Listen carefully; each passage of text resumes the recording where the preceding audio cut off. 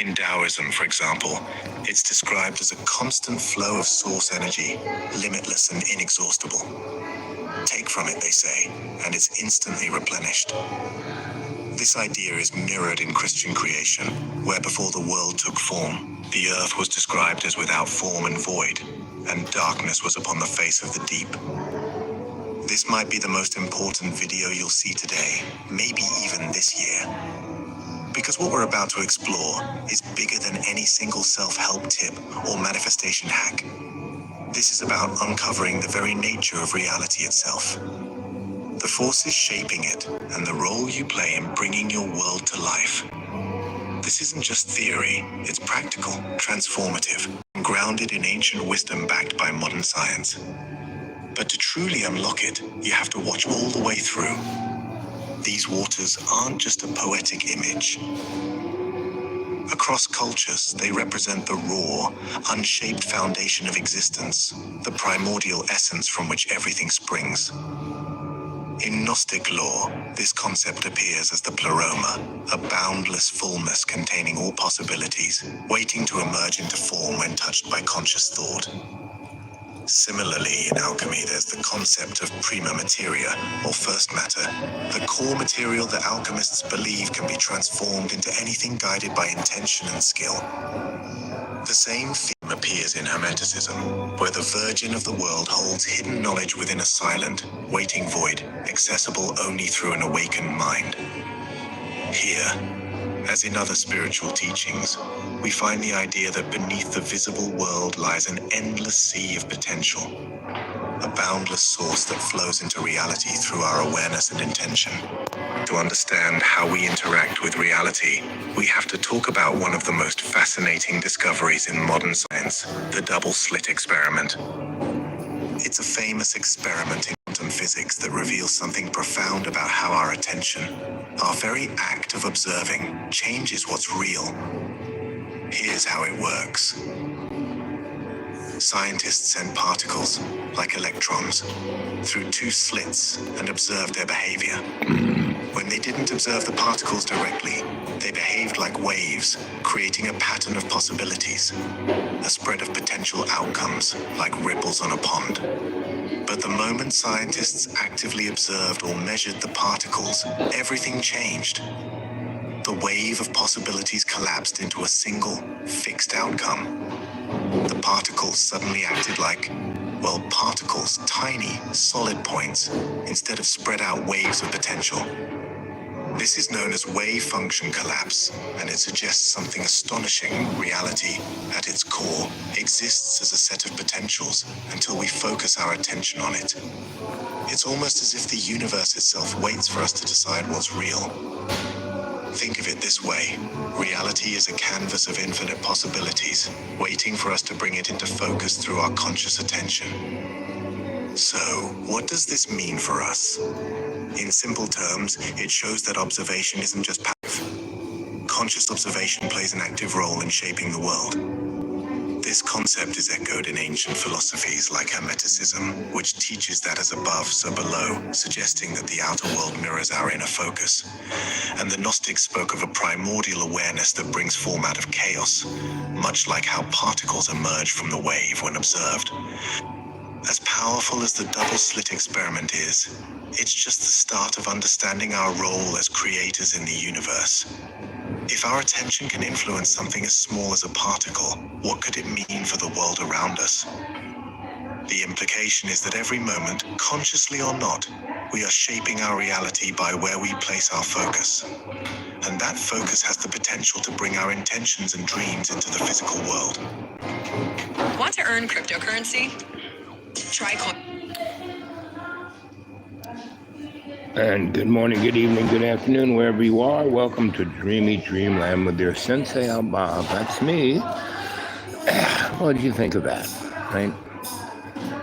So, we're in live chat. I'd love to hear from you. You know, that's a good primer towards what the show is about today. Dreamy Dreamland. What is that, you know? That is a reference to my experiences of living with indigenous people living with the old crone. She was her first person, first peoples. She was where'd she come from, right? And then I spent time with the Aboriginal tribe in Australia. And I was telling one of the number of academics that I talked to, and they're constantly, oh, you're full of crap, blah blah blah. You don't, I live in the real world. So really, so is it a particle or a wave?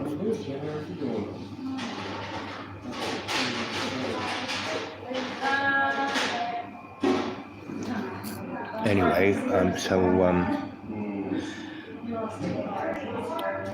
I went to Australia with Donna Ann, my first and only legal wife.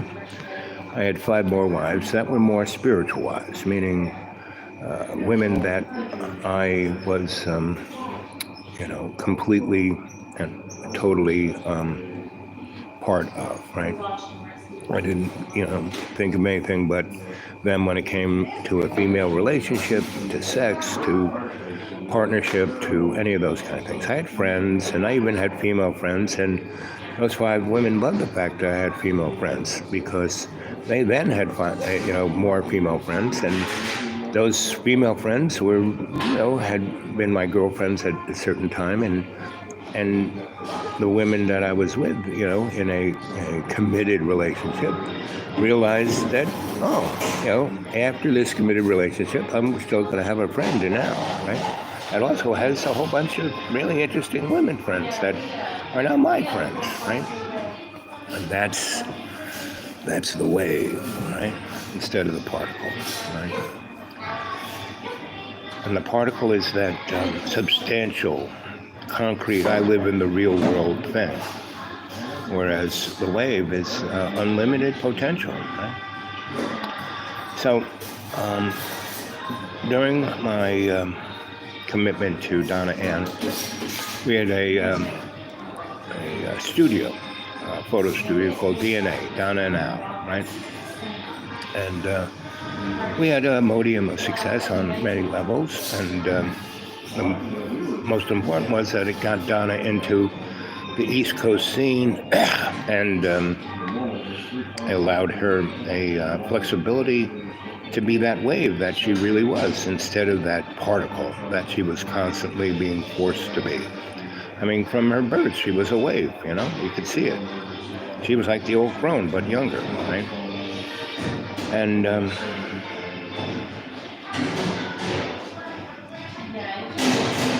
so at one, and I built a lot of restaurants, and I lit, that's what I did. I lit a lot of restaurants and discotheques and theaters and nightclubs. And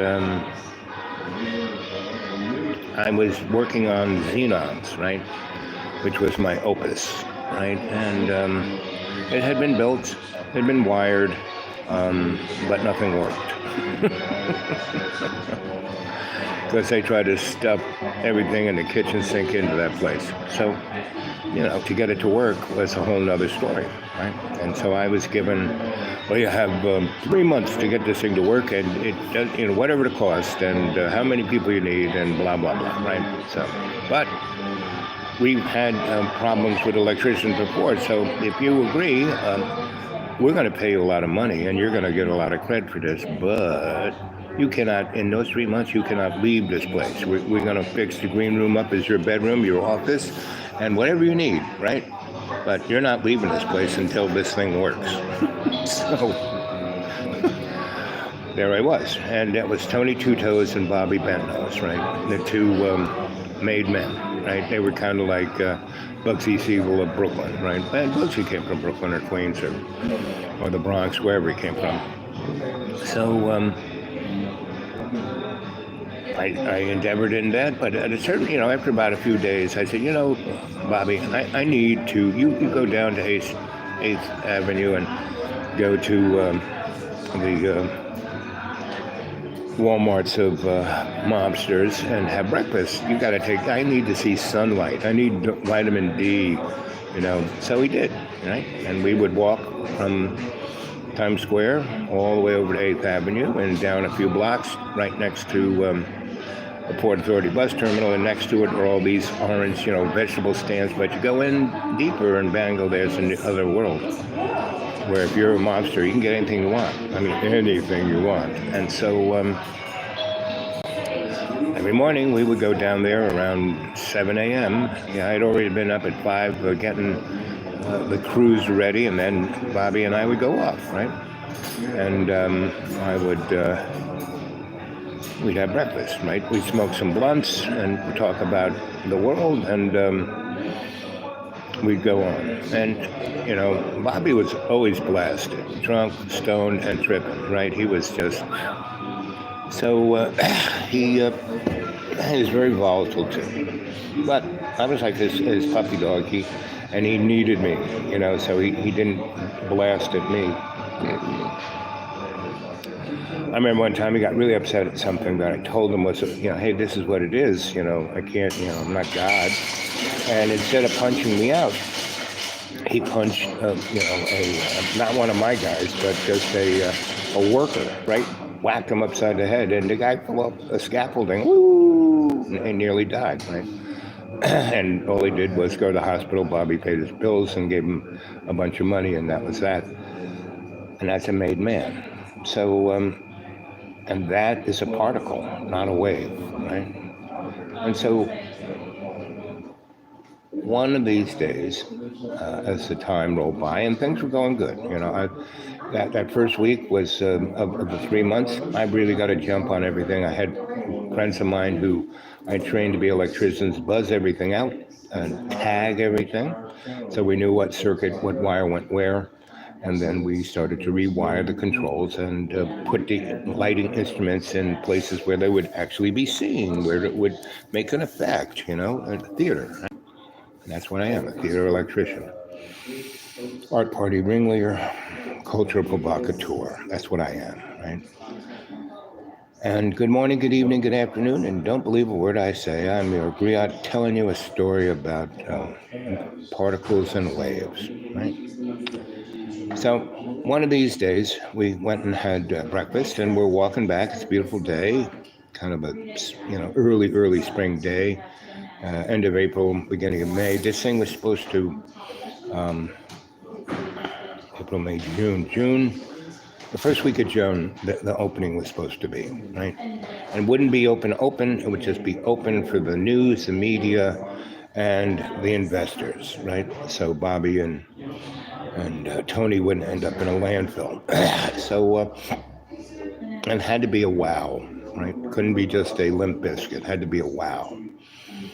Then we could go back and fine tune it, right? And that was understood. So, we're walking away. And so when this deal went down, I went back to Don and said, Don, I'm going to have to stay in this place for at least 3 months and not come home.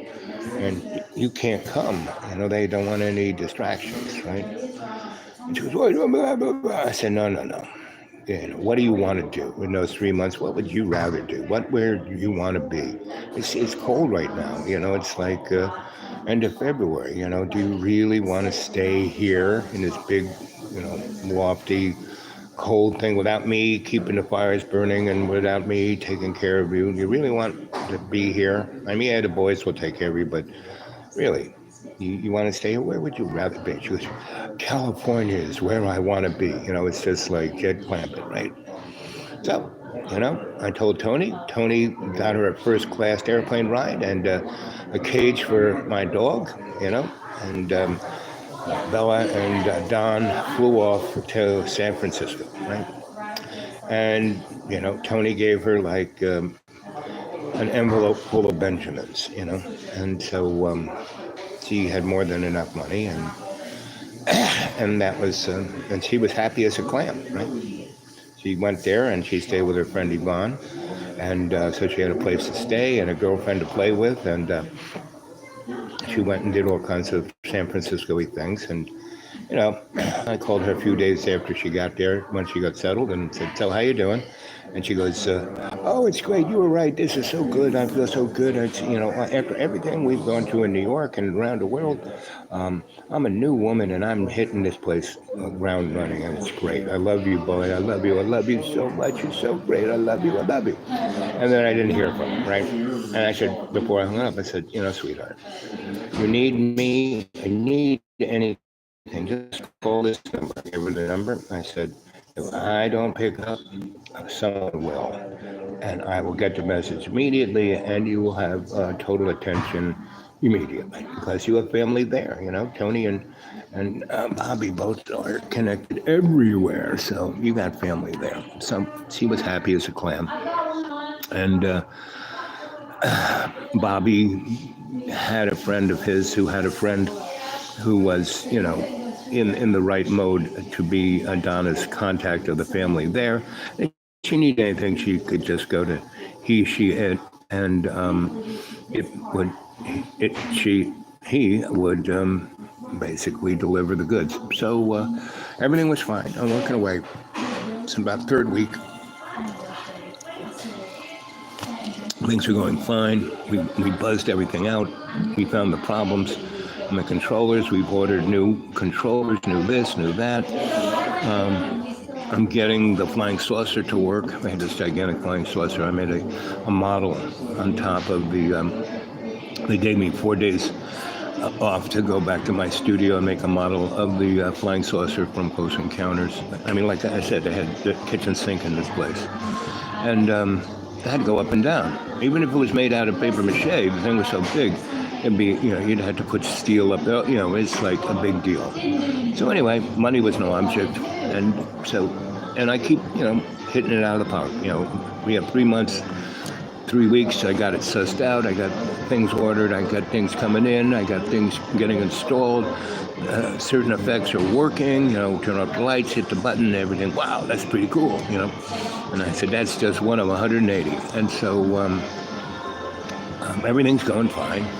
And but one of the things that was holding me back was Bobby and Tony were, is it done yet? Is it done yet? And they were like kids in the back of a car, I'm going to turn this car around. I couldn't do that, right? So anyway, one I think it was a Sunday, there was nobody in Times Square. Nobody, right? It was still, it was April. So, but it was still cold, but not cold. I mean, spring was kind of almost there. There was no snow, there was no rain, it was sunny. You're in the sun, it was warm. It was no real breeze. So, it might have been 30 something, but it wasn't ungodly. So we're walking down towards Times Square. And right in the middle of Times Square, there's a little park. I mean, it's about, 300 square feet, and it's called George M. Cohan Park, right? And in the middle of it, there is a statue of George M. Cohan, singing, right, dancing, right? And so we're walking along, and George M. has his arms up to the sky, right? And in those arms is a naked guy screaming, like, right? Now, I'm stoned. I'm not drunk, and I'm not tripping, right? I got to go back to work. I can be a little bit stoned, and that'll be okay. I did have, a mimosa, right? But, Tony's, drunk and stoned and tripping, right? And he's smoking a blunt. And he's going, ow, up there, in the arms of George M. Cohan. Is that a purple unicorn? I said, I don't know, Tone, let's go take a look. So we go over there, and this guy screaming, unintelligible, right? I look at him, and I go, yo, you! And he goes, huh? And then Tony puts a hand on me and goes, yo, purple unicorn, come down. It's not safe for you to be there. So this guy looks at us and kind of, slides out of George M's hands. And he's naked, and he slides down, and around his thing is this kind of pickety fence. He could have, but he didn't. And so he's standing there naked, and Tony looks at him and goes, that's how it goes. Tony starts petting him like he's a purple unicorn. He goes, wow, purple unicorn, this is cool. Let's take him back. I said, okay. So we take him back, and I'm talking to him, and I said, buddy, what's up? He goes, I went to a party, someone dosed me, I'm tripping my brains off. And Tony goes, so am I.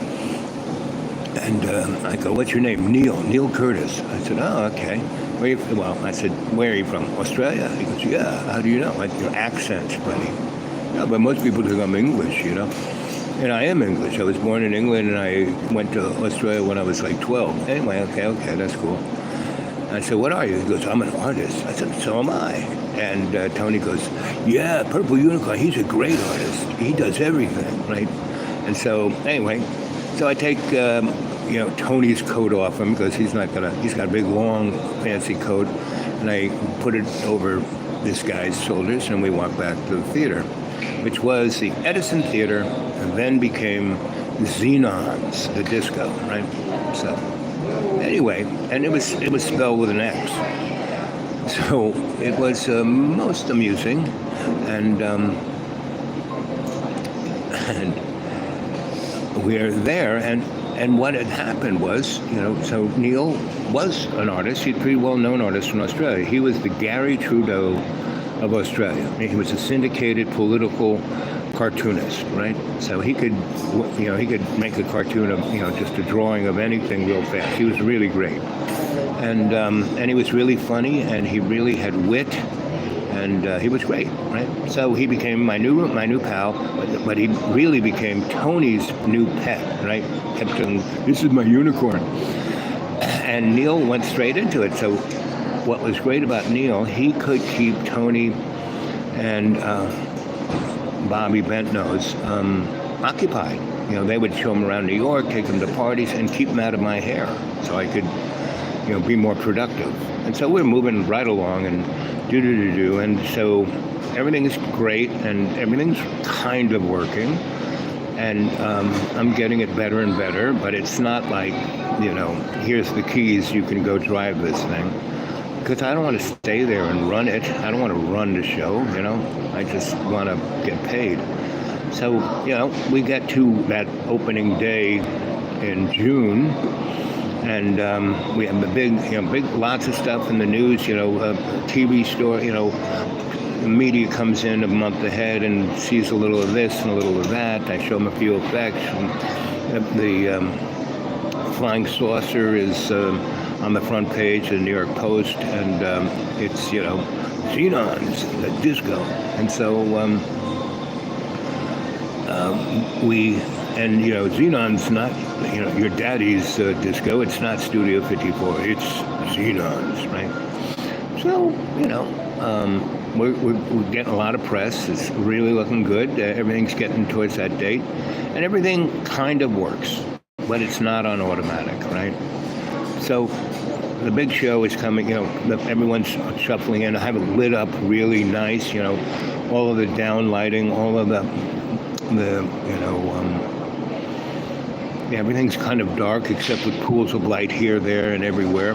On every table there's a nice little spot of light, and it's, quite enchanting. You walk in, it's like the lobby is amazing. It knocks your socks off. You go in and see the big space and the big 2 staircases going up to the mezzanines, and the gigantic dance floor, and it's like, whoa. And it's lit up like a theater, right? It's like theater and you're in the play, right? And that was the idea, right?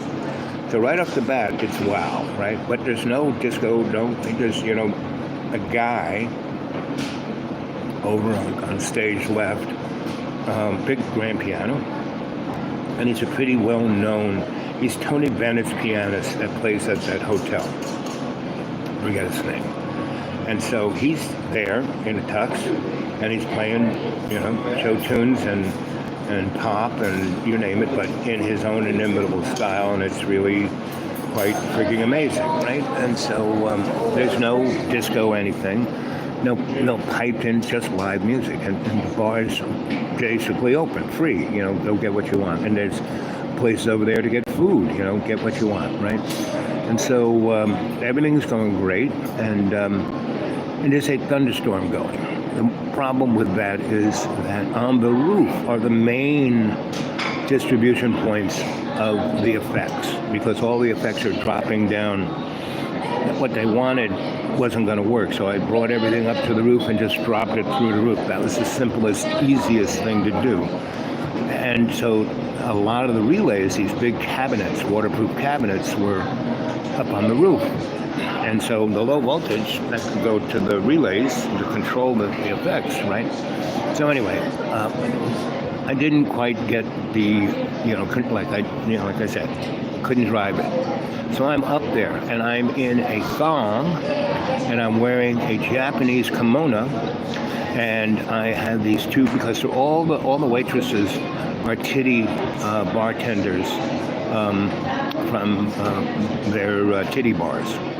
And so these girls are smart, they're sharp, and I have two of my buds, because I kind of dusted off. Before I started doing discos, I did titty bars. And so, see, what is all this? Is this a wave, or is this a particle? Basically, I kept envisioning things, and it was a wave, not a particle.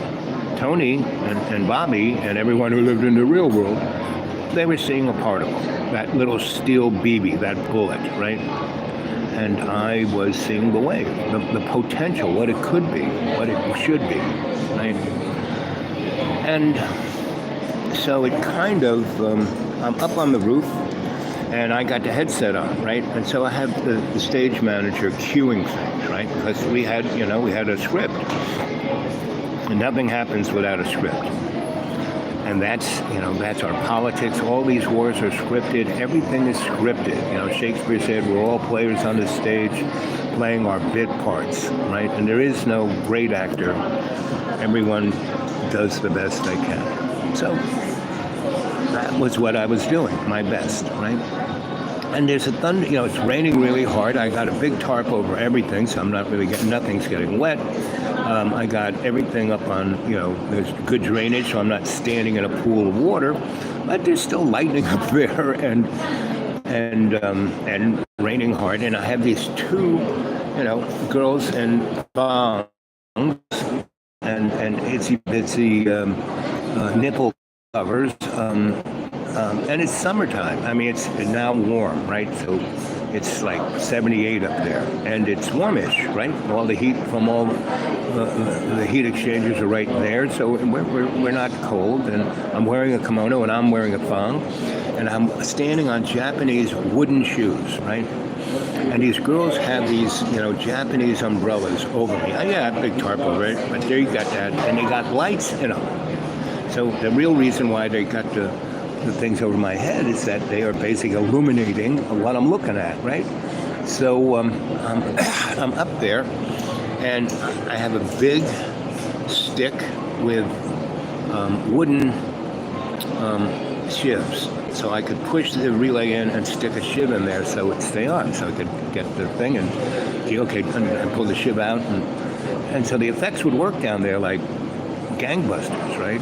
And so anyway, I'm doing this, and I hear the crowd screaming and yelling and going nuts. And then the disco music, because the piano music was just for like from 5 p.m. until 10:30, and then disco started to want, because everyone was already lubricated, everyone had eaten something, everyone was at tables talking and smoking, and in this place you could smoke anything, right? And so you could do anything, right? And so they had an agreement with the fire department and the police department that they would take care of everything. And they did. They had great fire exits. I mean, everything was beyond belief. So, everyone was getting paid, so everybody was happy. And so that is where the particle and the wave come together. It's like when you are consciously thinking, it's a wave. When you're just observing, it's a particle. It's a bullet, right? It's the real world. And so Neil's down below, and he's just having a great old time, and he's like a made man. He's like hanging out with Tony and Bobby. He's meeting all the old OGs, and he's entertaining them. They sit at a table, and he goes, "Let's go see Al." And these guys have all met me, because I'm the guy who's going to make this thing work. I'm the golden goose. And and they know that I'm idiosyncratic, but I'm all business. This guy really knows what he's doing. He's a real electrician. He worked for Grandpa Straw. He works for Mike. He's Mike's son, but not really, And so, anyway, so I was well connected, and that's like, boom, boom. So I'm getting accused, and every time it's like Frankenstein. Every time I push a relay in, there's a spark because there's a gigantic load, And I was thinking about getting semiconductors, ICs, and but that technology wasn't up to where it was. This is like the 70s, not the 90s, right? So anyway. I said somebody else will come and do that. I've laid it out so they can. So, but I have to stick it, the wood shiv into there to hold the relay closed, and every time it sparks. And so it's definitely like, Frankenstein. It's alive. And, there's some things where I'm doing lots of little explosions, And so I'm doing this, and the girls are holding the umbrellas, and I'm in the kimono, standing on wooden Japanese shoes, and I hear this, and I turn around, and there's like 20 OGs, Tony and Bobby, like proud as a new father, and Neil bouncing around like a little monkey that he is, a cheeky monkey. And he's like, look at this guy, isn't this great? I mean, he's an artist, look at him, And look at his assistants, And these girls knew the show, so they heard those guys coming up, so they took off their little nipple protectors and were bare-breasted, and and they'd shaved everything. So, I mean, their thong is like a string, right? So, and they are like unbelievably gorgeous. And so, I got two of these on either side of me. They got these Japanese umbrellas with lights that are like theater, lighting me up like I'm on stage, and, explosions, and, this is all more exciting than what's going on down in the disco. Anyway, so, they don't stay there that long, and there comes a point where I have certain, effects that run, that are semi-autonomous. So at a certain point, I just stick, they've seen the show, now the music, everyone's down there drinking and dancing, and I just run the autonomous part. And, I come in, I actually put some pants on and a nice shirt, but I still wear the Japanese kimono, and I still have the girls with the umbrellas that have the lights on me. And we go downstairs and we walk through the crowd, and everyone's like clapping, and there's the wizard, there he is. And I actually had a wizard's hat, and I'm walking still in the wooden shoes. But I get out on the dance floor with the girls, and we swing it, right? And I'm in the Japanese wooden shoes. And so, anyway, the night was amazing, right? And so it's like in every newspaper, on every piece of media was there. Donnie was there, his lawyer, what's his name, was there. Not Rudy, but the Jewish boy who died of AIDS, who wasn't gay, Roy Cohen. And so go see that movie, The Apprentice. So it gives a good perspective. So here we are, some 40 years later, and I've been through a lot of waves. And so Neil is my best bud. And after, getting everything, so I just hand the keys to these guys and they can drive it like a car. I don't have to be up there on the roof. Button everything down.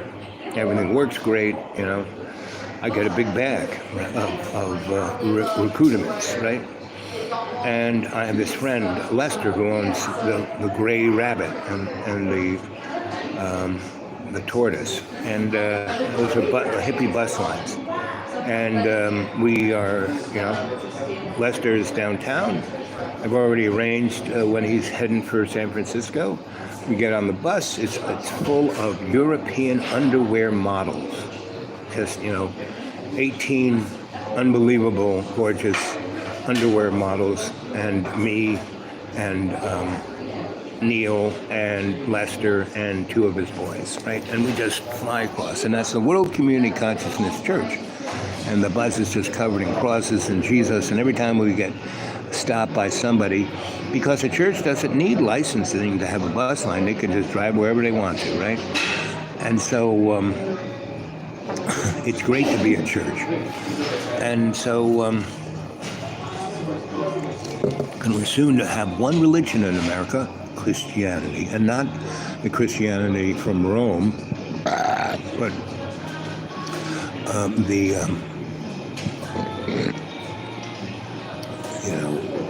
Christianity that you see on television, the huckster, the grifter Christianity. And that's going to be great, because that's all there's going to be left of America. Everything else is, Donald Trump's going to run this country into a ditch, and I'm glad. I mean, he's going to, his only choice in Israel is either to leave or to go all in, just carpet bomb everything with B-52s, right? And nuke everything, right? That's his choice, right? And the better choice is just, to pull those aircraft carriers out of the Gulf, because they're going to be sunk. That's going to be it. We have about 120,000 boots in that neck of the woods, about 70,000 on boats and about 40,000 on 40 to 50,000 on the ground. And they're all going to be toast. They're all sitting ducks. They're all like the Marines in the barracks in Beirut. So Donnie's choice is he could leave now or nuke the place, right? And my saying he's probably going to nuke the place, right? So, there you go. And we will lose a fifth of our Navy, right? We will lose about $2 trillion worth of assets and about 100,000 lives, right? And another 50,000 will be really nastily burnt, because an aircraft carrier fire or any naval fire is a nasty thing. So it's going to be, and Iran will be a hole in the ground. This will be a hole in the ground. Beirut will be a hole in the ground.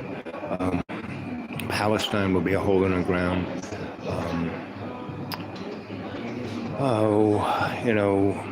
Houthi land will be a hole in the ground. Syria will be a hole in the ground, which is kind of already. Iraq will be a hole in the ground. Turkey might even get to be a hole in the ground. So, and then NATO gets involved, and then we go off to war in Ukraine, which will be a hole in the ground. And Russia will not be even Russia. It'll be called the new Disneyland, where you can be an oil baron too. And so, now don't believe a word I say, right? And all the,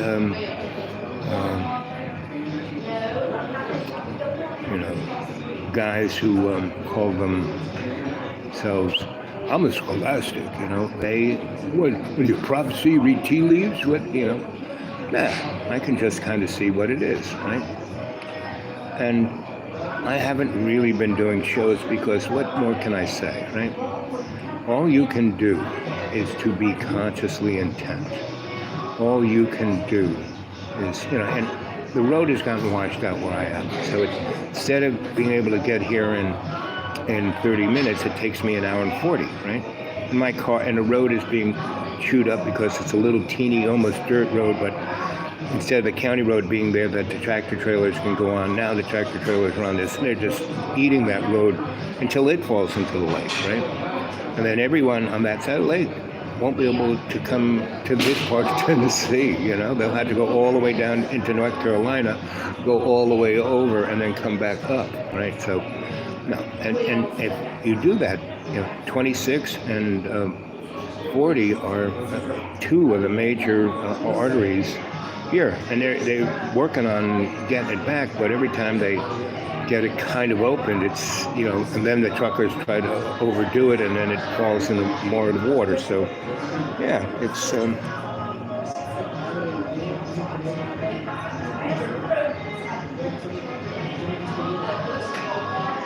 Hey there, sweetie. And there's fish. So, today's thing, it took only 40 minutes to get 5 people here. And how about some of those thumbs up, I'd like to, I don't care, I am the pebble in the World Wide Web, I am that wave. I'm not that particle, right? So it's fine for whoever sees me is great, right? And if you get anything from me, it's great. Because don't believe a word I say, these are stories, right?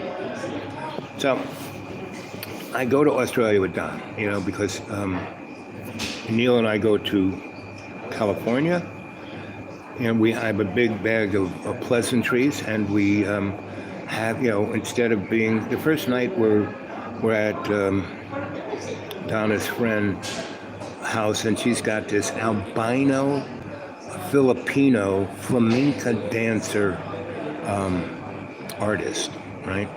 And he's like blacker than black, but whiter than white. It's unbelievable. He's like something out of Star Trek. And Tony. And so, but he's not like Tony Two Toes, This guy is like, cries about anything.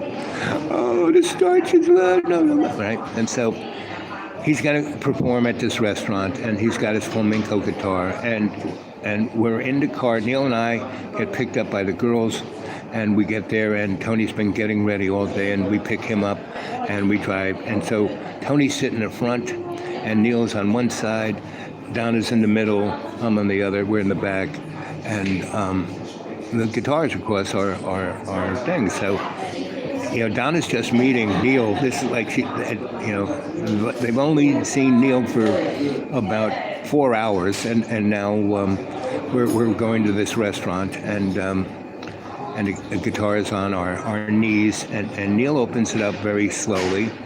And when we got there, Tony was still tuning his flamenco guitar. He had been tuning it all day, and he got it perfect.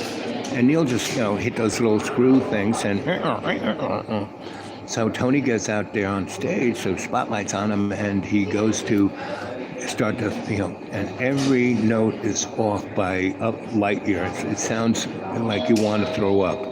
And then he starts, just going all over the place and being upset. And Bella, my dog, is going nuts that I'm back. Her boy is back after 3 months. I mean, she's been having fun in California, and there's this crazy pit bull there that's, and it's a gigantic bucket of food. And the pit bull only eats 4 grams a day, but Bella will until it's taken away. So anyway, they're put in the garage so they don't do any damage. We kind of go to the show. It's a bust because of Tony, and he burst out crying, and everyone laughs at him. And he just goes in the car, and we've gotten a big dinner, so we finish up so Donna is telling all the stories about Yvonne and her and what buddies they are. And Yvonne is born in England, and so is Neil. And they were born almost right next to each other. And his father worked on the plant for building aircraft, and her father was a rocket scientist. So they both went to America, right? And Neil went to the America that's what's right. What's for lunch? I got pulled pork barbecue with macaroni and cheese, baked beans, slaw, and a roll, or I got the pulled pork barbecue sandwich with fries and slaw. It's homemade pulled pork barbecue. Oh, I've had so much pulled pork in the last month that it's going to take me a year to get back into. I mean, I had that much because I was working at the church and people brought us food. Yeah. And for a whole month, all we got was pulled pork. Oh. That's it. Yeah. That's it. So here, let me give you some cash, and you pay the bill and bring me some change. There you go. There you go. I'll be right back. Thank you for reminding me. Anyway, so I got to get on going. Finish this story. So so Tony goes in the car and weeps, right? And we have dinner and get pretty drunk. Because they just keep bringing us drinks, and everyone keeps patting our back, saying that was the funniest thing. That was better than if he could really dance and sing. That was more entertaining than anything. Because he just stood there and wept for a good 15 minutes. And people threw food at him, and it was just amazing, right? And Yvonne was like, she was bawdy, that's the word, and Neil loved it, right? So, and they're sparking away, and Donna's just like in my arms cooing, oh, I missed you so much, you're the best. And she goes, I can't believe you. And I said, she goes, when you got off that bus and all those underwear girls were there, I thought, and they all got off and gave me a kiss and told me how wonderful you were, that Neil screwed them all, but you just saying, no, I'm married and I love my wife and I'm going to go see her. So I'm not, I've had 3 months of being able to fool around and I haven't done anything because I was too busy. And I just love my wife. And then I'd be their brother, because they all had issues that they were broke up with this guy or did that. That's why they're screwing Neil's brains out. And Neil was like in seventh heaven. And when we were in New Mexico, we stopped in New Mexico, watched the sunrise. And Neil started crying. I said, what's wrong? He goes, you're my best friend. You're the only friend I've ever had. I said, Neil, how can that be? I only know you like 2 months. I mean, you have no really good friends. I have acquaintances. Everyone wants to be my friend because I'm famous in Australia. And so I know all these famous people and I know all this stuff and I just, no one's ever, and I screw around like, you see how I screw around, and I have a girl back home that's just like Donna, but I can't keep it in my pants. You are amazing, right? And you are my best friend.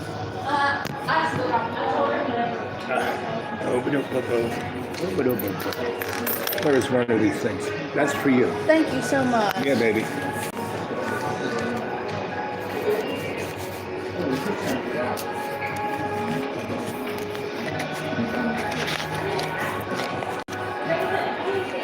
So Donna's in seventh heaven, and so we get there, and as we come out, we can see Tony is crying, and then he sees us, and he gets really pissed off, and he's smashing and hitting things, and screaming and yelling, "Why do blah blah blah blah?" And we just laughed the whole time back. We're drunk, and we just laughed, and laughed, and laughed, and laughed, and so we get back, and now it's my turn. I've said hello to Bella, but we then had to go, right? And so came out, and and she, the pit bull is, and I'm a dog boy. I can get any dog to like me. So yes. Yeah, it's me. So yes, I'll be there tomorrow. And do you have an opening in like around 11 a.m.?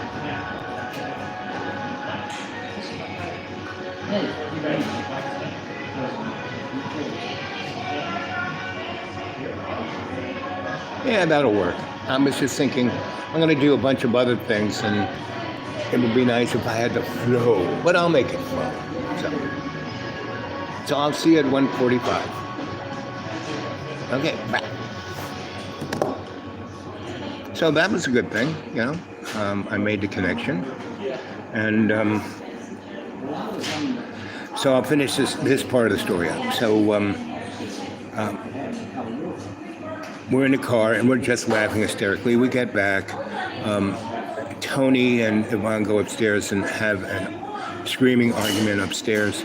And Donna and Neil are on the couch. And they're just talking and become best friends. And he said to Donna, which he said to me in New Mexico, he goes, I screw every woman I can ever see. And I made a promise to Al that I'd never have sex with any woman that he has. And you're married to him, so you're my sister, and I had sex with my sister, but I'm not having sex with you. And so they become a bond. He becomes a girl, like a lesbian. and he doesn't have lesbian sex with her. I have. I'm the only male who has lesbian sex with Donna, and so anyway, so I go into the garage, and I sit on the concrete floor. This is when I'm lean and mean, and not mean, lean and like I am an A-lister. I'm the dude. So anyway, wherever I go, like when we went to that place, and Tony should be the star, right? When he bling bling bling, and he broke down and cried for 15 minutes, and everyone threw food at him, and we were laughing hysterically. The owner brought over a bottle of champagne and this Italian liqueur that's really great, and you mix it with champagne, it's like, wow, you like hallucinating. And so anyway, he says, and he's like, you're the dude, aren't you? Because I had these two magnificent women on either side of me are laughing hysterically, and we were egging everyone on to throw, I started throwing rolls at Tony. So he said that was, the best entertainment we've had here ever. You guys can come back anytime, free. Just keep having fun. So, I'm only in San Francisco for, less than 8 hours, and all of this is going on. So I'm in the garage, and I sit on the middle of the floor on a chair or a can or something, and I'm sitting down, and I put my hands out, and Bella comes over, and she kind of she's a dog. She's a lab Newfoundlander border collie, and so she's just the right size. She's about 50 pounds. She looks like a black bear. Has really, really long Newfie hair, and she's smart as a whip, and loves to swim, right, and go for the ball. She lives for the ball. But I'm her boy, so she gets into my lap. Never really, she's not standoffish, but she has it down, and so she normally is just at my side, right? But she gets into my lap, just curls up in my arms, right? And so the pit is over there, kind of, he's not barking or anything, he's just looking at this. And he comes over, and I had a few little fruit, doggy treats in my pocket, and I just give him one, and he give him another. And then he tries to get in my lap, and I said, well, you can get up on my leg. She's the one who's got my lap. You can just kind of lean up here, right, and be part of the love fest. So he does, and so he's like, petting. He's like petting me, right, and nuzzling Bella, and so it's all good, right? So after about 20 minutes of that, I wonder what, and the quiet, we stayed in the garage as long as the yelling was going on. And then it got quiet, so I said, let's go see what happened. So I bring the dogs in, right? So when I look at, once I get up, I look at Bella, and she looks like she's added 40 pounds. She looks like she's a barrel, right? So we go in, and she's like burping and farting, and the other dog, he kind of goes to his little space, and Bella just stays at my side, farting and burping, and we go into the kitchen. So she can't quite be right where we are. So she's over in a corner that she's like pegged out as hers. And the pit comes in. So it's the pit and her kind of asleep over in the corner. The two girls and Neil and I just laughing hysterically, smoking up a storm, because these girls have been, treated nice by the family, right? So they got whatever they want. And she's been hitting the tap on money, but I got a big bag of gratuities. So we are going to, I said, we can't really stay here. We have to find our own digs. And she goes, I forget the name of it, the most fanciest hotel in San Francisco, downtown, like across from City Hall. It's like famous, right? And so we basically, say, okay, well, because there was no real beds there, 2 couches, and so and Don had been sleeping on it, and the couch was really only good for one. So we push the couches together and throw a cushion across them, and Don and I sleep up there, and he sleeps on the floor. So it's about 2 a.m. by the time the party breaks up, and Yvonne, she wants to sleep in her bed, so even though Tony's up there, she goes up there and go to sleep, and I fall asleep, and And basically, Don nuzzles me, and and she wants to get frisky. I said, so we do the slow-mo, long, right, until she's like satisfied, and she kisses me all night long, and then we fall asleep that way, right? And Neil's already snoring. By the time his head hit the pillow on the floor, he's snoring, and we take a good 40 minutes being the slow-mo, and then we fall asleep. And I wake up and I hear, and smells like doggy poo. But I hear the click, click, click, click of Bella coming down the stairs, and she's just eliminated up on the hallway. Not down where we are, but as far away from us as that that whole barrel of dog food that she ate, she eliminated, 20 gallons of dog food. And so, anyway, we kind of go back to sleep, and then we hear this scream, and I feel this like rain, and turn on a light, and what has occurred was Tony got up to go to the bathroom, and Bella had left like 3 inches of a swimming pool of chocolate milkshake doggy diarrhea, and Tony went out the door and hit it, and it slid like he was ice skating down the hallway. And his house was like a Spanish kind of motif, and so it had a metal Spanish railing kind of railing on the staircase, and his leg went in one and he flipped over the other. So he broke his hip, his knee, and he shattered his ankle. And he broke his nose, and he was covered in doggy diarrhea. And he was only wearing a little Speedo, not quite a banana hammock, and he doesn't have a big unit, so he's covered in doggy diarrhea. And, Yvonne comes out, and there's a door from the bedroom that goes down to the backyard. So she looks, she turns on the light, she sees Tony all hung up in the thing. She goes in the bedroom, hits 911, said, the fire department, ambulance, there's a man, that has fallen down the stairs, and he's entangled in the railing. That's a good description, right? But she left out covered in doggy diarrhea. And so he's up there screaming and yelling and cursing, and the dogs are just looking at him like, yeah, whatever. And we kind of get dressed, get our stuff together, put it in the car. The ambulance fire guys show up, and and we're outside, and Yvonne's talking to him at the front door, and they go up there and they look at it and they come back. We're not touching that. I said, no, you gotta get him. They go, well, he's covered in what is that? I said, it's doggy diarrhea. Yeah, what? When Charles, just take a number 1-inch line up there with a sprinkle tap, and just wash the whole thing down, just like you would, a toxic waste, right? Just think of it as a toxic waste. You can put it down in your thing as a toxic waste response. They go, yeah, that's a good idea. So they go in there, and see, this house belongs to Tony, not Yvonne, right? It was like his mom's. And so, and so it's truly amazing because he's albino, right? And before they hose him down, actually, I take my camera out and I snap some shots of it. And Donna goes, you're right. Oh, do you have your strobe? I said, yeah. So she goes at it with her Leica. And he's like a leopard, and then half of him is totally black, like Uganda, and it's like unfreaking believable. And then they hose him down, and he's back being an albino.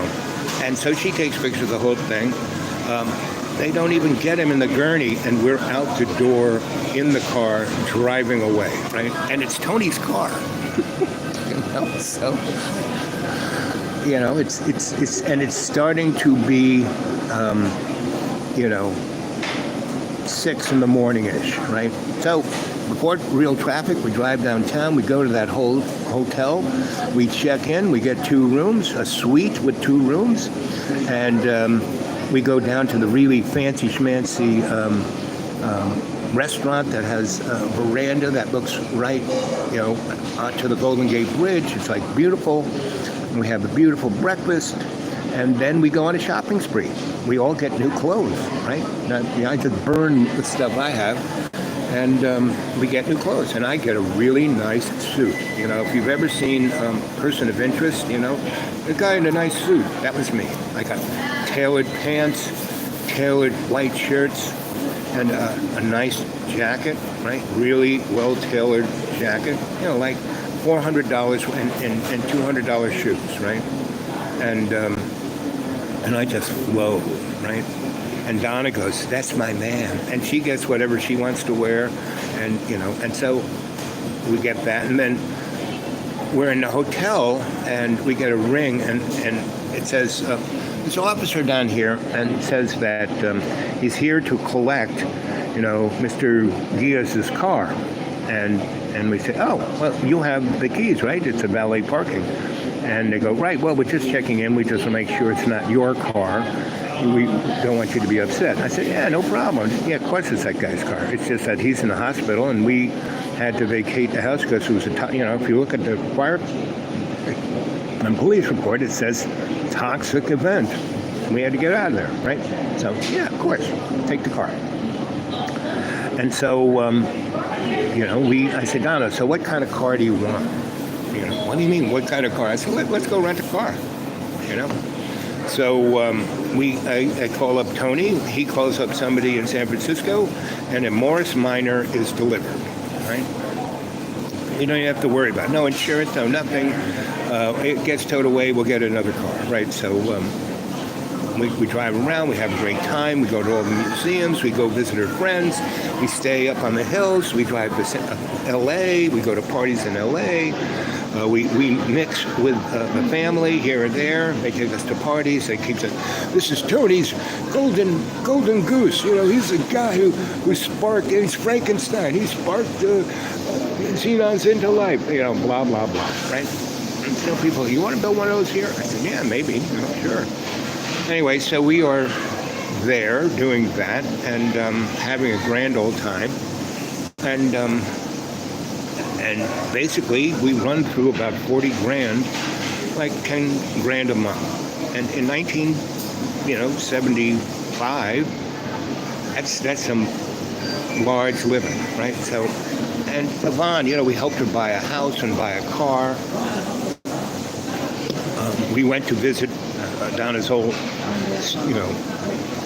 very, he was a lot like Tony. Came to the door. And she goes, I want to get my car back. The Morris Minor is fun, but I want my car. I said, fine, let's go get it. It was a Rabbit, a Volkswagen Rabbit. She bought it when she was 16, and her boyfriend kept it, right? Because she had to vamoose. So, he's still in the same place, and he's living in his mother's basement. And and I have two guys, part of the family, right? And they're like, big in suits, and I'm wearing a really nice, outfit. And so, and Don and Yvonne and Neil are there, and, this guy goes, what do you want? And one of the big guys just goes, boom, and puts him down. And the other guy stands on his chest. And the other guy winds his legs. And, they say, go ahead, kick him in the balls to Donna. So she does. And then Yvonne goes, can I do that too? And she does. And so the girls are kicking him in the balls. And the guy, and not enough to this guy, he's got a broken nose and a black eye. And a few, his jaw's like that. And the guy goes, where are the keys to the car? Boom, boom, kick, kick, kick, kick, kick, kick. Screaming, kick, kick, kick, kick, screaming. And so he was a particle. We were the wave, right?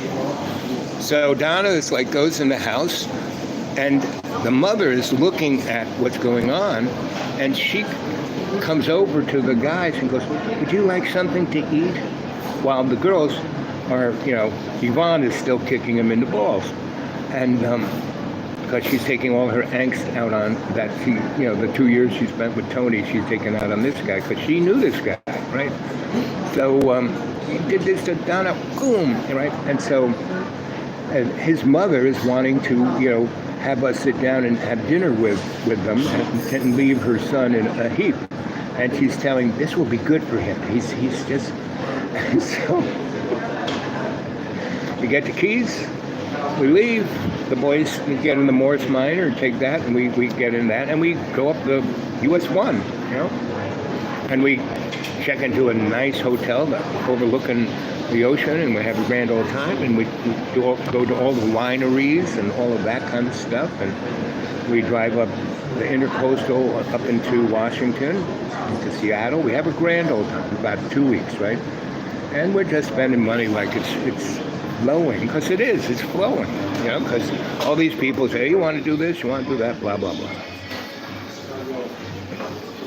And so we're there, and we have settled the issues that Donna had with the powers that shouldn't be. So everything's cool. She can stay in California if she wants, right? She can do whatever she wants, right? So, and we have our little, the dude and DNA, and there are a lot of people wanting us to do stuff. So we are getting into that mode. And at a certain point, Neil has to go back to Australia. So we have a big party. We put him on the airplane. He said, "You have to come. You should come to Australia right now. Let's go. Get you a ticket." This is, And we said, "We'll come. And so we put Neil on the airplane and waved goodbye. And we bought Yvonne a house. And a really nice one, kind of not on the Golden Gate, but the other bridge that goes on the other side of where San Francisco is, but it's not. They call it something else. It's on that side of the bay. Really cute little house. This very cute little town that you didn't even think you were in California. It was more like being in Massachusetts, right? And she was up on a hill. But she had a beach. The property kind of was a long rectangle. Beautiful little, 2-bedroom, Cape Cod kind of thing with a garage. And we bought her a car. And so that was our base of operation, because the Fancy Smancy Hotel was costing us, like $600 a day. You can go to a lot of money in 1975 and $600 a day. Me, I'm used to living that way on $400 a month, right? So it doesn't matter to me. So we're flowing. We're there with Yvonne, and I try to get some work. I'm realizing, we still got some cash, but I never like the tank to go to zero. And Yvonne's got a job, and Donna starts doing some projects, but it's more for the cred than the cash, right? And so that's cool too. That's part of what business is about. And so nobody wants me to build a $20 million disco for them, right? But there are certain people who say, well, you're a good electrician, you can work for me. I said, I'm in the local 3. Oh, we're a non-union shop. I went down to the union hall, signed up, and they said, well, you're not from here, but you are a local 3 boy, so yeah, we'll get you some work, but it might take some time, right? And we had to check up on you, right? And I kept hanging out there, meeting all the folks at the hall, and I'd take Donna with me and Bella, and that went a long ways. If Donna wasn't up to something, so everything's fine. And so we end up having to work for a realty guy who constantly is trying to string us along. Do all this work, and I'll make you the managers of my hotel casino in Lake Tahoe, right? And he just wants to get into Donna's pants. So let's go up, Donna, let me take you up there and show what it's like, Herbert Wong. And she goes, no, I'm helping Al. And so we're doing these projects, and they are more interesting than you can imagine. And with that is the clip I'm going to leave you guys at, because it's been an hour and 9 minutes, and it's probably getting towards, what time is it? It's probably almost 12. So I got to go run some errands. I'll see you soon. Okie doke. Okay. Love you all. Remember, be the wave, not the particle.